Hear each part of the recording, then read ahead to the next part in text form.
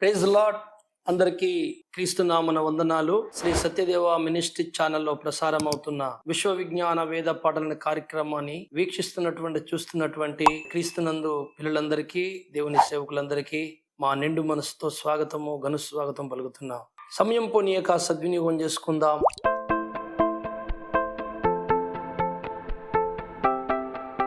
నేటి మన ధ్యానం కొరకు మత్తయి సువార్త 2వ అధ్యాయము 1 నుంచి 4 వచనాలు చదువుకుందాం. రాజైన హేరోదు దినములయందు యూదయా దేశపు బెత్లెహేములో యేసు పుట్టిన పిమ్మట, ఇదిగో తూర్పు దేశపు జ్ఞానులు యెరూషలేమునకు వచ్చి, యూదుల రాజుగా పుట్టిన వాడెక్కడ ఉన్నాడు? తూర్పు దిక్కున మేము ఆయన నక్షత్రము చూచి ఆయనను పూజింపవచ్చితిమని చెప్పిరి. హేరోదు రాజు ఈ సంగతి విన్నప్పుడు అతడును అతనితో కూడా యెరూషలేము వారందరూ కలవరపడిరి. కాబట్టి రాజు ప్రధాన యాజకులను, ప్రజలలో ఉండే శాస్త్రులందరినీ సమకూర్చి క్రీస్తు ఎక్కడ పుట్టునని వారిని అడిగారు. చిన్న మాట ప్రార్థన చేసుకో. దేవా, మరొక దినము ఈ యూట్యూబ్ ఛానల్లో నీ దివ్య సందేశాన్ని అందించుటకు కృప చూపిన మీకు వందనాలు, స్తోత్రములు. మీ దయగల కటాక్షములు మా పైనుంచుమని నీ పాదాలు పట్టి వేడుకుంటూ మా రక్షకుడు ప్రభువైన యేసు నామములో ప్రార్థిస్తున్నాను తండ్రి, ఆమేన్. మంచిది. క్రీస్తునందు స్నేహితులారా, దేవుని పిల్లలారా, యేసుక్రీస్తు ఈ భూమి మీద అవతరించినప్పుడు ఆయన జన్మించటానికి, అంటే ఈ భూమి మీదకి రావటానికి కావలసిన ఒక జనాంగాన్ని ఏర్పరచుకున్నారు. ఆ జనాంగం ఇశ్రాయేలు జనాంగం, అబ్రహాం సంతానం, మీకు తెలుసు. అప్పుడు ఒక మరియా అనే కన్యక గర్భమందు దేవుడు ఉద్భవించాలనుకున్నాడు. అయితే స్త్రీ కన్యక గర్భమందు ఉద్భవిస్తే మరి భర్త ఎవరింటి పేరు మొయ్యాలి? దావీదు కుమారుడు అనాలని ముందు నుంచే ప్రవచించాడు గనుక, ప్రవక్తల నోట ప్రవచింపజేశాడు గనుక, దావీదు సంతానమైన యోసేపుకు ప్రదానం చేయబడి ఏకము కాకమునిపే పరిశుద్ధాత్మ దేవుని సహాయంతో మరియమ్మ గర్భవతి అవుతుంది అని గాబ్రియేలు దూత వచ్చి చెప్పాడు. వాళ్ళు ఒప్పుకున్నారు. అంత జరిగింది. నానా నిందలు, అపనిందలు యోసేపు మరియమ్మలు భరించారు.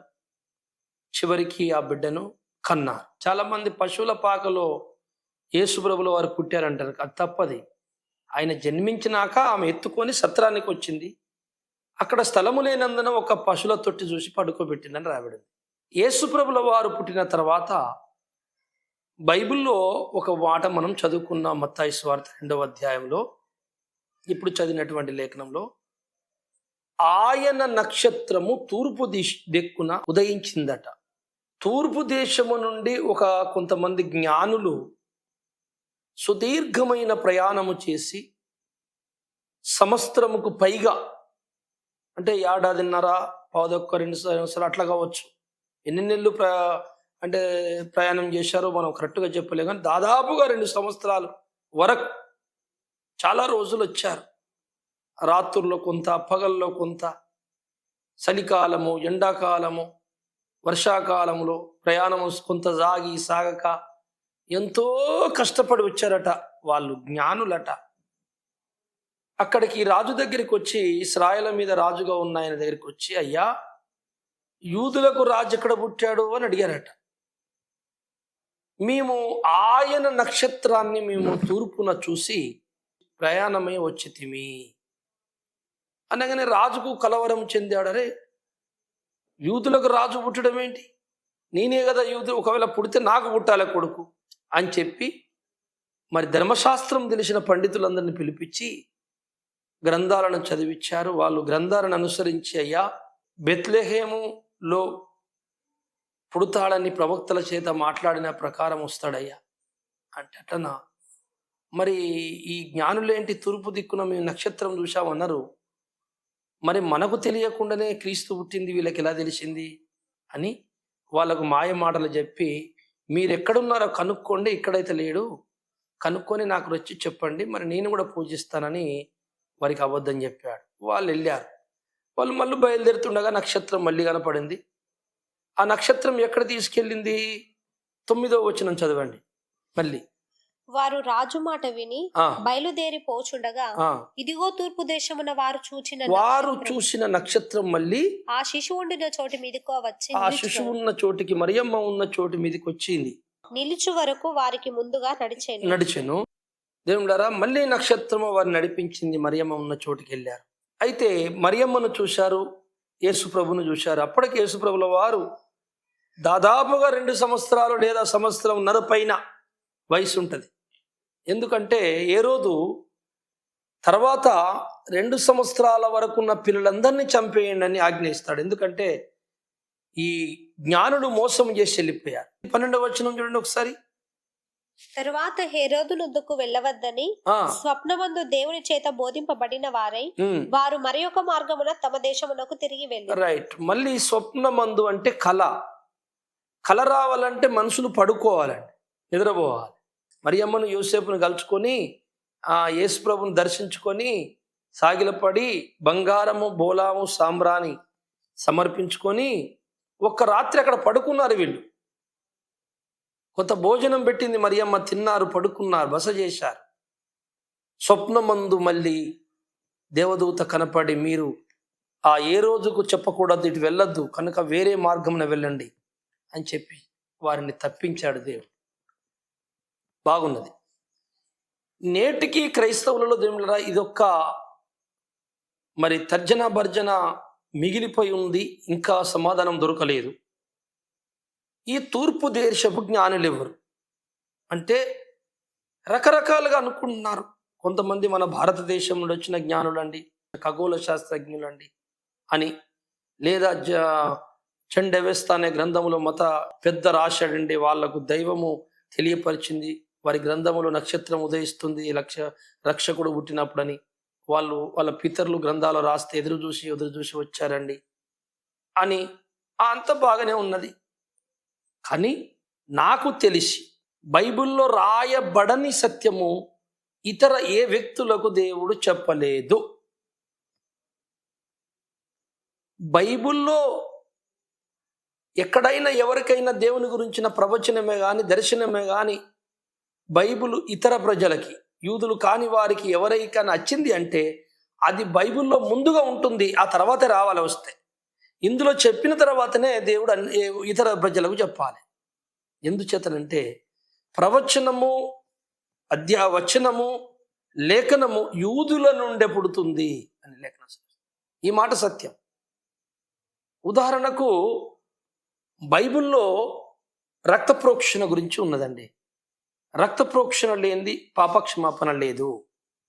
రక్తము చిందించాలి అనే మాట మోషే దగ్గర ప్రారంభమైంది అనుకుంటారు చాలామంది. కాదు, ఆదాము నుండే రక్త ప్రోక్షణ స్టార్ట్ అయిపోయింది. ఏదేని తోటలో వారి కొరకు ఒక జంతువుని బలిచ్చి తోలు వస్త్రాలు వారికి కుట్టించి బయటికి పంపించాడు అని ఉంటుంది.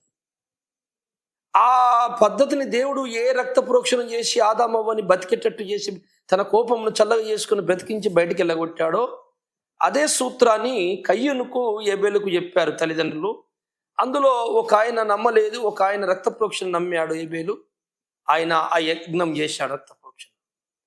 ఆ తర్వాత రక్త ప్రోక్షణ దేవుళ్ళరా మరి ముందు కాలంలో కూడా భక్తులు చేస్తూ వస్తున్నారు. నోవాబు చేశాడు జలప్రలయం అయిన తర్వాత. ఆ తర్వాత అబ్రహాము రక్త ప్రోక్షణ చేశాడు. ఏమండి, అలాగన భక్తులు రక్తం అనేది చిందించాలి, పాపక్షమాపణ, దేవుని కోపము చల్లగావాలంటే అనేది ఒకటి దేవుడు మొదటి నుండి నేర్పించుకుంటూ వస్తున్నాడు. అలా వస్తున్న కాలంలో ప్రజలు బాబేలు గోపురం దగ్గర దేవుడు వారి భాషల్ని తారుమారు చేసినప్పుడు గుంపులుగా మారిపోయి అలా విచ్ఛిన్నమైపోయి భూగ్రహం మీద విస్తరించారు. ఆ టైంలో భారతదేశానికి చాలామంది వచ్చారు.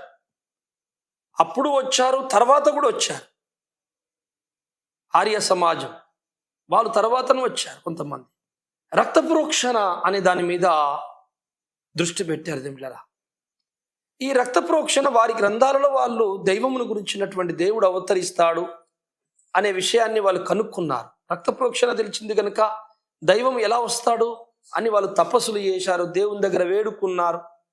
కనుక అంతకుముందు మన భూలోకములు మానవులు పుట్టినది మొదలుకొని రక్తం అనేది ప్రాముఖ్యం అని దేవుడు చెప్పిందని అందరికీ తెలుసు అప్పటి నుంచి. కనుక బైబిలులో కూడా అదే రాయబడింది. బైబిల్లో ఉన్న దర్శనమే ఇతరులకు కూడా ఇచ్చాడు. నేను 14 సంవత్సరాల క్రితము నా సేవ అప్పుడు ఒక 4 సంవత్సరాలు అయిందనుకుంటా ప్రారంభించి.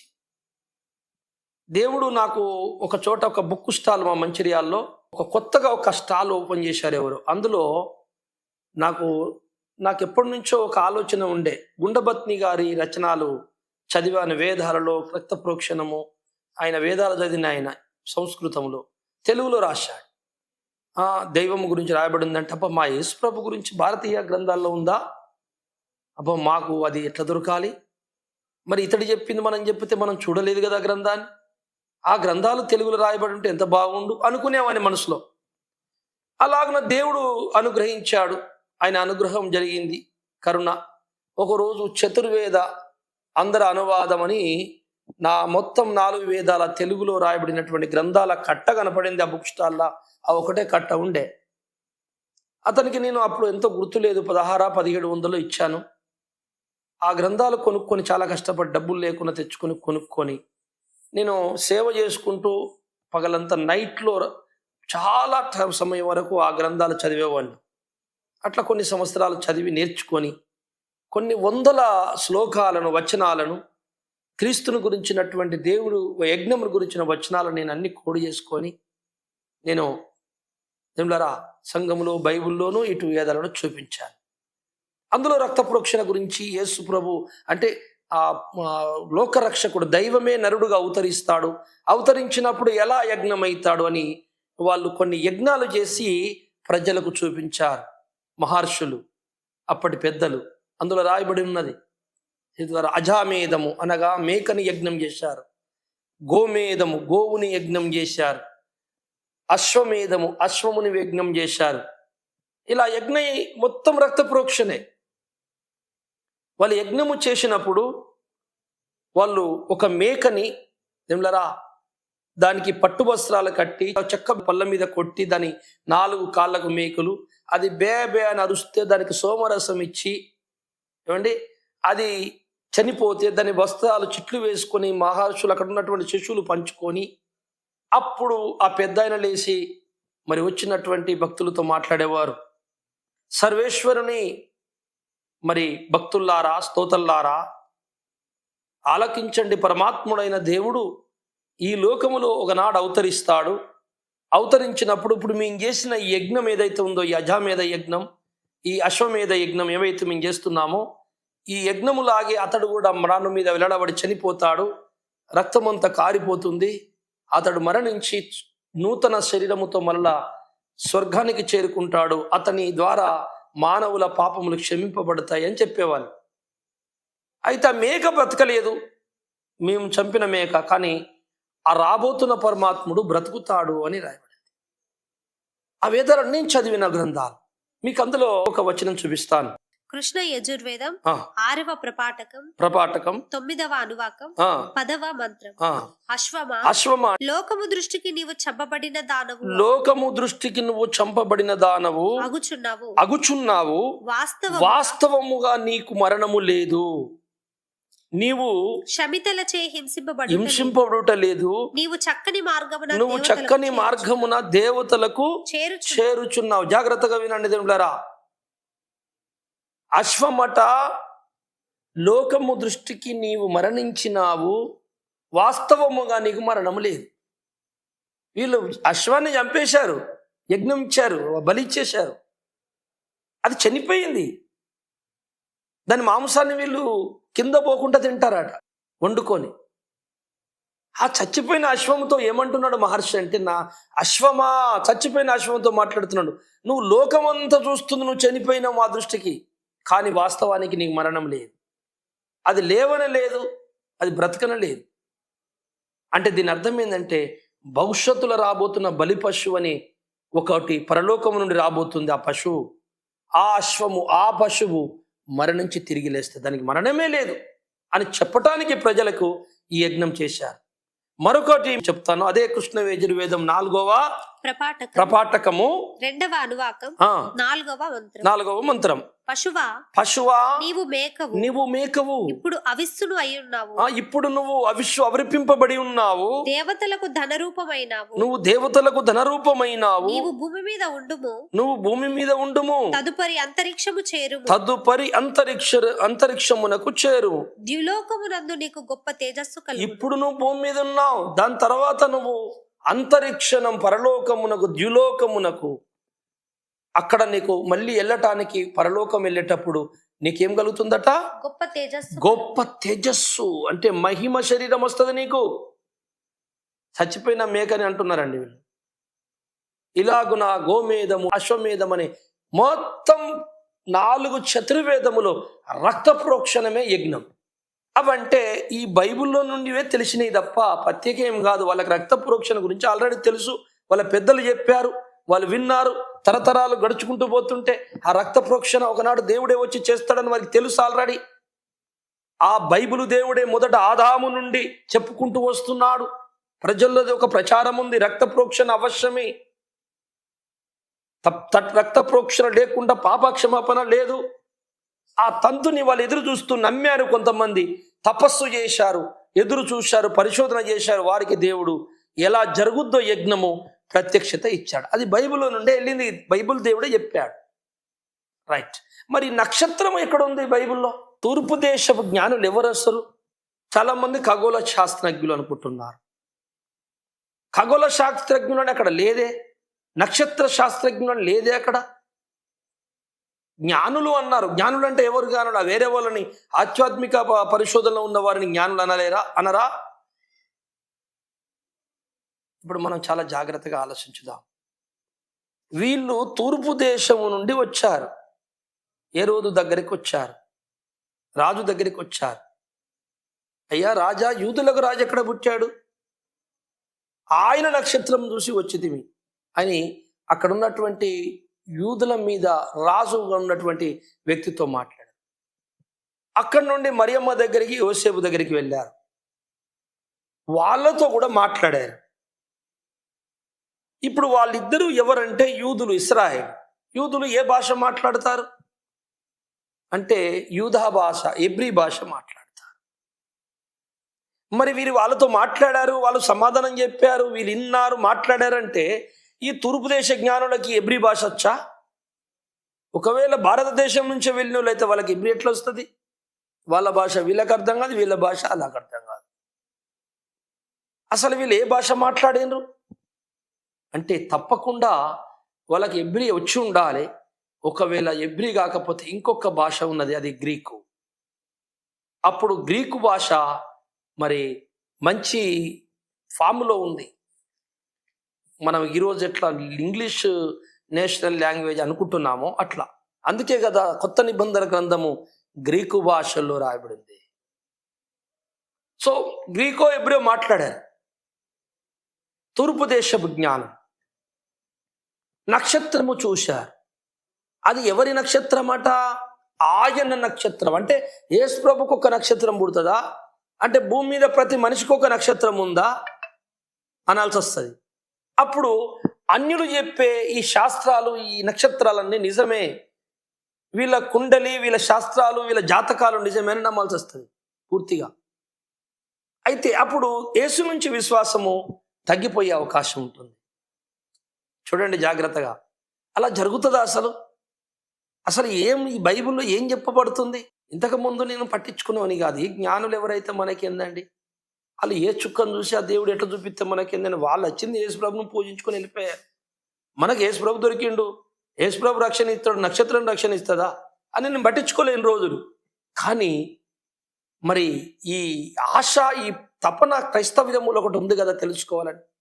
ఏంటిది కావచ్చు ఇది? బైబిల్లో ఉందా నక్షత్రం ఒకటి ఉదయిస్తుందని యేసుప్రభు ఉదయించినప్పుడు అని నేను కొంచెం పరిశోధన చేయడానికి నా మనసు నిలిపాను. దేవుడు నాకు కొంత సత్యం నేర్పితే నేను చాలా ఆలోచించాను. అది నేను ఆలోచించినందుకు చాలా మంచి అయింది. దాని ద్వారా ఏం జరగబోతుందంటే అనేకమైన ప్రశ్నలకు జవాబు దొరకబోతుంది. దైవ చిత్తము ప్రత్యక్షంగాను పరోక్షంగాను ఎలా పనిచేస్తుందో నేను ఈ సబ్జెక్ట్లో చెప్పబోతున్నాను. ఎంలరా చాలా జాగ్రత్తగా వినండి, ఆలోచించండి.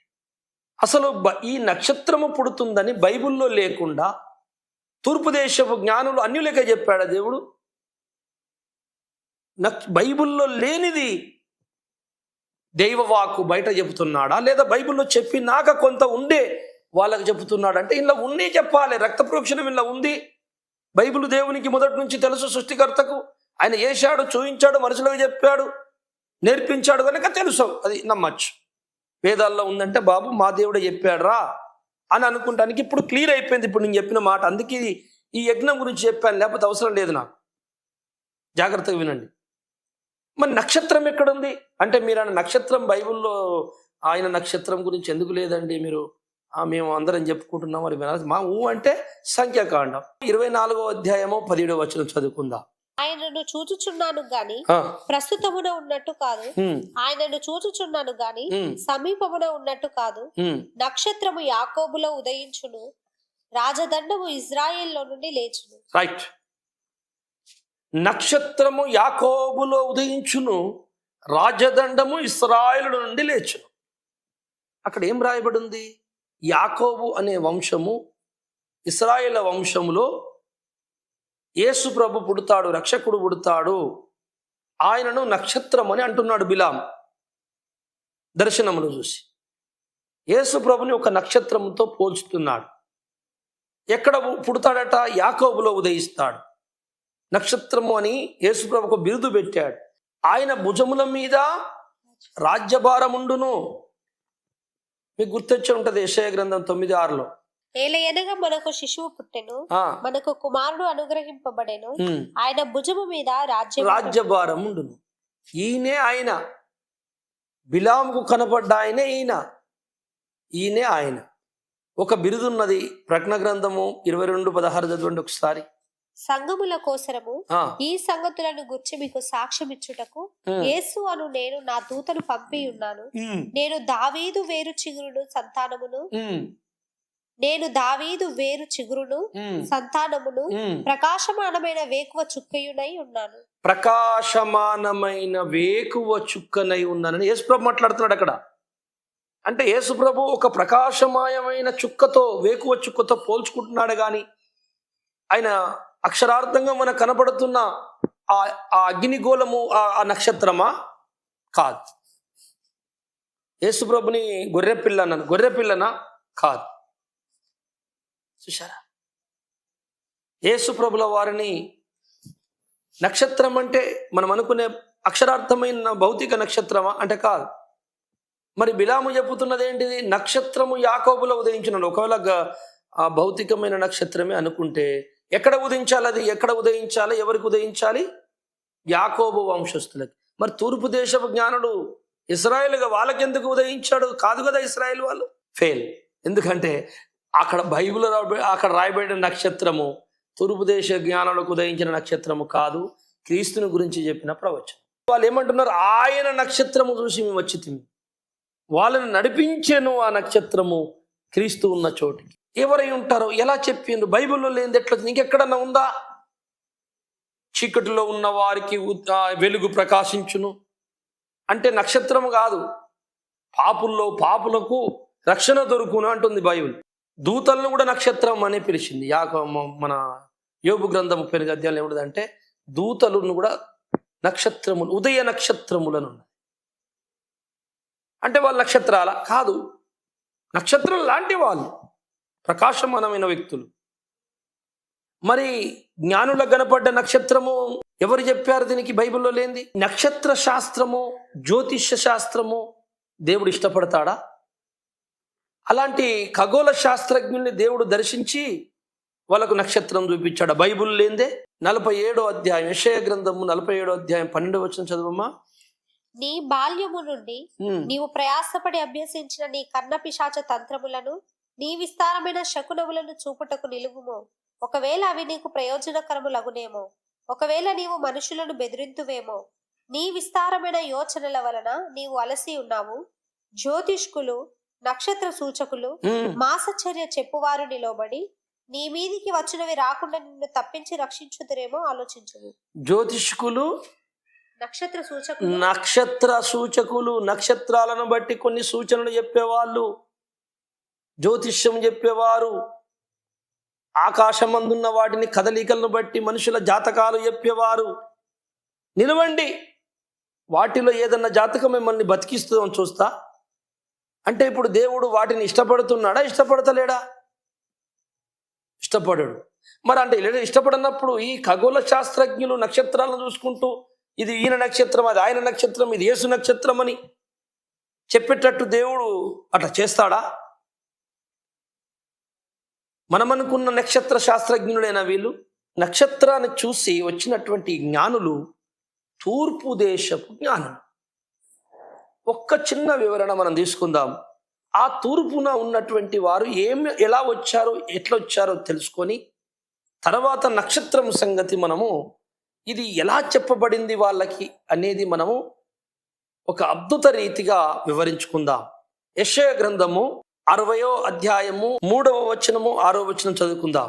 జనములు నీ వెలుగునకు వచ్చెదరు, రాజులు నీ ఉదయ కాంతికి వచ్చెదరు. ఒంటెల సమూహము మిద్యాను ఎయాఫల లేత ఒంటెలును, మిద్యాను ఎయిఫాల లేత ఒంటెలును నీ దేశం మీద వ్యాపించును. వారందరూ షేబా నుండి వచ్చెదరు, వాళ్ళు వచ్చి షేబా నుండి వచ్చెదరు. బంగారమును ధూపద్రవ్యమును తీసుకుని వచ్చెదరు. చాలు. షేబా దేశము నుండి వచ్చెదరు, ఒంటెల సమూహం వచ్చెను. యేసుప్రభు దగ్గరికి వస్తారట, ముందుగా చెప్తున్నాడు. చీకటి గల్ల మనుషులకు వెలుగు ఉదయిస్తుంది, ఆ మహాప్రకాశము వారిని నడిపిస్తుంది. వాళ్ళు షేబా దేశము నుండి వచ్చెదరు, ఒంటెల సమూహము వచ్చును ఒంటెల మీద. తూర్పు దేశపు జ్ఞానుడు దేవులారా గుర్రాల మీద రావడానికి అవకాశం లేదు. ఎందుచేత అంటే గుర్రాలు ఒక కొంత దూరమే ప్రయాణం చేయొచ్చు. గుర్రం మీద 2 సంవత్సరాలు గుర్రం మీద సుదీర్ఘమైన కొన్ని 100 కిలోమీటర్లు 1000 కిలోమీటర్లు ప్రయాణం చేయాలంటే గుర్రాలతోని కాదు. వాళ్ళ నడుం పూసలు ఇరిగిపోతాయి. అంటే చాలా ఎత్తుగా ఉంటుంది, పెద్ద కాళ్ళది. అది నడుస్తే దాని శరీరం పైన ఊగదు. ఎలాంటి గడ్డలైనా ఎత్తులైనా ఉష్క దిప్పలైనా వారిని తీసుకెళ్తుంది. రెండవది, ఇది చాలా బరువులు మోస్తుంది కనుక తప్పకుండా వాళ్ళు ఒంటెల నుంచి వచ్చారు. ఆ వచ్చిన వాళ్ళు ఎక్కడి నుంచి వచ్చారు? షేబా దేశము నుండి వచ్చారు. ఎంతమంది వచ్చారు జ్ఞానులు? మత్తయి సువార్త 2:10. వారు ఆ నక్షత్రమును చూచి అత్యానంద భరితులై ఇంటిలోనికి వచ్చి తల్లి అయిన మరియను ఆ శిశువును చూచి సాగిలపడి ఆయనను పూజించి తమ పెట్టెలు విప్పి బంగారమును సాంబ్రాణిని బోలమును కానుకలుగా ఆయనకు సమర్పించారు. రైట్. 3 ఐటమ్స్: బంగారము, బోలాము, సాంబ్రాణి. ఇప్పుడు మన యెషయా గ్రంథంలో ఏం చదువుకున్నాం? షేబా దేశము నుండి ఒంటెల సమూహం వచ్చును. వాళ్ళు ఏం తెచ్చేదను? బంగారమును ధూపద్రవ్యములు. అంటే బంగారము, సాంబ్రాణి, బోలాము, సాంబ్రాణి ధూపద్రవ్యములే. చూశారా? షేబా దేశపు బంగారం, శ్రేష్టమైన బంగారం. అయితే ఈ జ్ఞానులు 3 వచ్చారని చెప్పి అందరు ప్రచారంలో ఉంది మన క్రైస్తవ్యం. అక్కడ 3 లేదు, 3 కానుకలు ఉన్నాయి. నేను అంటున్నాను, ఒంటెల సమూహం అంటే చాలా మంది వచ్చారు. 14 మంది ఒంటెలో, 20 మంది ఒంటెలో, 12 మంది ఒంటెలో తెలియదు. చాలా మంది వచ్చారు. ఆ లోకరక్షకుని దర్శించుకొని వెళ్దాం. ఇది మామూలు ప్రవచనము కాదు, దైవమే మన పీతరులకు చెప్పాడు. అనుమానము లేనటువంటి ప్రవచనం అండి. నక్షత్రం కనబడి, ఇలాంటి నక్షత్రం కనబడ్డం మనం లోకరక్షకుడు పోతాడని అంత పర్ఫెక్ట్ ఉంది. అలాగే ఎవరు చెప్పుంటారు అంత కరెక్ట్గా? అలా అంత కరెక్ట్గా తెలియకుండా గన్ని సంవత్సరాల ప్రయాణం చేసి డైరెక్ట్గా వచ్చి యూదుల రాజు ఎక్కడనే అని అడుగుతున్నారు. కనుక ఖచ్చితంగా దేవులారా అది ఒంటెల సమూహము షేబా దేశము నుండి వచ్చారు. మరి తూర్పు దేశం అని ఉంది కదా, కొంచెం ఆలోచించుదాం. అది కూడా మనం 1 రాజులు 10వ అధ్యాయము 1వ వచనం. షేబా దేశపు రాణి యెహోవా నామమును గూర్చియు సొలొమోనునకు కలిగిన కీర్తిని గూర్చి విని గూఢార్థము గల మాటల చేత అతన్ని శోధించుటకై వచ్చింది. చాలు. ఆమె గొప్ప పరివారముతో గంధవర్గమును విస్తారమైన బంగారమును రత్నములను ఒంటెల మీద ఎక్కించుకొని యెరూషలేమునకు వచ్చాను. చాలిగా యెషయా గ్రంథములు ఏం చదువుకున్నాం? ఒంటెల సమూహము, బంగారము, ధూపద్రవ్యములు. తూర్పు దేశపు జ్ఞానులు ఏమిచ్చారు? బంగారం, బోలాము, సామ్రాణి. వాళ్ళు ఒంటెల మీదే వచ్చారు. ఏమంటే మీరు చాలా జాగ్రత్తగా వినండి. వాళ్ళ కనపడేది నక్షత్రం ఏంటంటే ఆకాశం అందులో నక్షత్రం కాదు. ఇక్కడ అర్థం చేసుకోక మనుషులు చాలా మంది పొరపడుతున్నారు. ఆకాశం ముందు నక్షత్రం ఎంత ఎక్కడనో గింత కనబడితే అది ఎట్లా అది నడుస్తుంది ఎలా తెలుస్తుంది? ఎక్కడ నిలబడితే ఎలా తెలుస్తుంది? వాళ్ళకు దిగువన 100 మీటర్ల పైన వాళ్ళకు నక్షత్రం కనపడింది. ఆ ప్రత్యేక నక్షత్రము క్రీస్తు యొక్క ఆచూకీ, ఆయన అడ్రస్, ఆయనను తెలియపరచుటకి అది ఉద్భవించింది. వాళ్ళ నమ్మకాన్ని బట్టి అది వారి దగ్గరికి వచ్చింది. అక్కడికే వస్తానని చెప్పినట్టు వచ్చింది. తూర్పు దేశంలో వాళ్ళని మాత్రమే నడిపించింది. వారు నమ్మిన ఆ కొద్ది సమూహానికి ఆ నక్షత్రం కనపడింది. మరెవరికి ఆ నక్షత్రం కనపడలేదు. వాళ్ళకే కనపడుతుంటే వాళ్ళే దాన్ని చూసుకుంటూ వస్తున్నారు. రాత్రి పగలు 2 సంవత్సరాల ప్రయాణం చేశారు. చూశారా? ఆ తర్వాత మళ్ళీ రిటర్న్ వెళుతున్నప్పుడు నక్షత్రం లేదు వాళ్ళకి. వాళ్ళు వెళ్ళిపోయారు. యేసుప్రభు యొక్క ఆచూకీ, యేసుప్రభు యొక్క అడ్రస్కు వారిని తీసుకురావడానికి మాత్రమే అది పుట్టింది. ఎలా పుట్టింది? ఎవరు చెప్పారు అది పుడతారని? బైబిల్లో లేదు కదా. అసలు బైబిల్ ఎక్కడ ఉందండి? యేసుప్రభు పుట్టినప్పుడు ఒక నక్షత్రం తూర్పున పుడతాను కదా. యాకోబులో యేసుప్రభు పుడతాడు అని ఉంది. ఆయనను ఉదయ నక్షత్రము, కాంతి నక్షత్రం ఆయనకు ఆ బిరుదు. కానీ ఈ నక్షత్రం ఏంటి? ఈ నక్షత్రం బైబిల్లో లేకుండా ఇతరులకు చెప్పాడా? అట్లా జరగదు కదా. ప్రవచనాలు యూదుల పరము కదా. బైబిల్లో ఉండి అల్ల ఉండాల. రక్త ప్రోక్షణ ఇందులో ఉన్నది. మా బైబిల్ దేవుడు మొదటి నుంచి సృష్టికర్త నేర్పించాడు కనుక ఇతర భక్తులు కూడా దాన్ని నమ్మి ఇంకో కొంత సత్యాన్ని వాళ్ళు తెలుసుకొని రాసుకున్నారంటే నమ్మచ్చు. అసలు లేని ఎట్లా చెల్తుంది అంటే బైబిల్లోనే ఉండాలి ఖచ్చితంగా. ఎక్కడున్నది? నక్షత్రము అక్షరార్థమైన ఒక నక్షత్రం ఉదయించి అది తూర్పున ఉదయించి వారికి యేసు పుట్టిన కాడికి నడిపిస్తుంది, యేసు ప్రభు దగ్గరికి నడిపిస్తుందని బైబిల్ ఎక్కడున్నది? ఏ ప్రవక్త చెప్పాడు? ఎవ్వరూ చెప్పలేదు. చెప్పకపోతే ఎలా తెలిసింది? ఆ విషయాన్ని కొంచెం మనం ఆలోచన. ఇప్పుడు చూడండి, షేబా దేశం ఫస్ట్ జ్ఞానులు వచ్చింది. షేబా దేశం ఆ రోజుల్లో యెషయా గ్రంథంలో రాయబడినాడు. షేబా దేశం నుండి ఒంటెల సమూహం వచ్చెను, నీకు బంగారము ధూపద్రవ్యములు అన్నారు. ఇక్కడ ఏముంది? షేబా దేశపు రాణి సొలొమోను జ్ఞానాన్ని శోధించి తెలుసుకోవడానికి, పరీక్షించడానికి, చూడటానికి, ఆ గొప్ప జ్ఞానాన్ని చూడటానికి వచ్చారంటే వాళ్ళు జ్ఞానం అంటే బాగా ఇష్టపడతారు షేబా దేశపు. సో వచ్చింది, కానుకలు ఇచ్చింది, చాలా గొప్పగా ఆనందించింది, సంతోషించింది, తిరిగి షేబా దేశంకి వెళ్ళిపోయింది. దేవులారా, ఈ జ్ఞానం అంటే ఎక్కువ ఇష్టపడేది షేబా దేశం. షేబా దేశం ఆ రోజుల్లో కొంచెం ముందుకెళ్తే మనం ఒక చిన్న విషయాన్ని తెలుసుకోవాలి. ఆదికాండం 11:1-3 చదవండి. భూమి అందంతటా ఒక్క భాషయు ఒక్క పలుకును ఉండేది. వారు తూర్పున ప్రయాణమై పోచుండగా షీనారు దేశమందొక మైదానము వారికి కనబడెను. అక్కడ వారు నివసించి, మనము ఇటుకలు చేసి బాగుగా కాల్చుదము రండని ఒకరితో ఒకడు మాటలాడుకొనిరి. రాళ్లకు ప్రతిగా ఇటుకలను, అడుసునకు ప్రతిగా మట్టికీలును వారికి ఉండేది. రైట్. షీనారు దేశము తూర్పున ప్రయాణం అవుచుండగా షీనారు దేశం ఒక మైదానం. షీనారు దేశం అంటే ఆ రోజుల్లో ఈ గ్రంథము రాస్తుంది మోషే నాటికి అక్కడ షీనారు దేశం ఉన్నది. అక్కడ ప్రజలు ఉన్నారు కనుక రాస్తున్నప్పుడు ఆ దేశపు పేరును ఉచ్చరించి రాస్తున్నాడు. షీనారు దేశం మైదానం. అప్పుడు మైదానం ఉండేది, ఆ తర్వాత షీనారు దేశం అయింది కనుక షీనారు దేశం అని చెప్తున్నాడు. దేవుళ్ళారా, ఆ దేశములో మరి వీళ్ళొక ఆకాశానికి గోపురం, ఆకాశాన్ని అంటున్నంతగా గొప్పది కట్టాలని ఎమ్రోదు నెఫిరియుడు మరి వేసిన ఓ గొప్ప ప్లాన్ వేసుకుంటే దేవుడు అక్కడ తారుమారు చేశాడు. అయితే ఆ షినారు దేశం నుంచి అక్కడ ఉన్నటువంటి వారందరూ ఎక్కడికెక్కడ చిల్లచెదరైపోయారు. కనుక ఆ తర్వాత మళ్ళీ ఆ దేశమందు నివసించే ప్రజలు ఎవరెవరు అంటే మిథ్యానీయులు, మోయాబీయులు, దేవుడరా మరి బబులోనీయులు. ఆ ప్రాంతాన్ని ఈరోజు మనం ఇరాక్, ఇరాన్ అని పిలుస్తున్నాం. ఈ ఇరాక్, ఇరాన్ ప్రాంతం అంతా కూడా నేను చెప్పేటి యెరూషలేముకు తూర్పు దిక్కున ఉంటుంది. అందుకే తూర్పులో ఉన్నటువంటి జ్ఞానులు అనగా అలనాడు మనం చెప్పుకున్నటువంటి ఆ దేశము షేబా దేశపు ప్రాంతమే ఇప్పుడు ఇవన్నీ మనము చెప్తున్న ఇరాక్, ఇరాన్ ఇవన్నీ అయి ఉన్నాయి. ఇప్పుడు ఆ ప్రాంతం అంటే చాలా రాను రాను మార్పులు చెందుతుంటాయి. ఒకప్పుడు వరంగల్లు ఓరుగల్లు, ఓరుకల్లు పోయి వరంగల్లు, వరంగల్లు పోయి వరంగల్లు, అలా పేరు మార్చుకుంటూ కాలక్రమేణా ఎలా అయితే వచ్చాయో అలాగే దేశాలు, ఊర్ల పేర్లు కూడా మారాయి.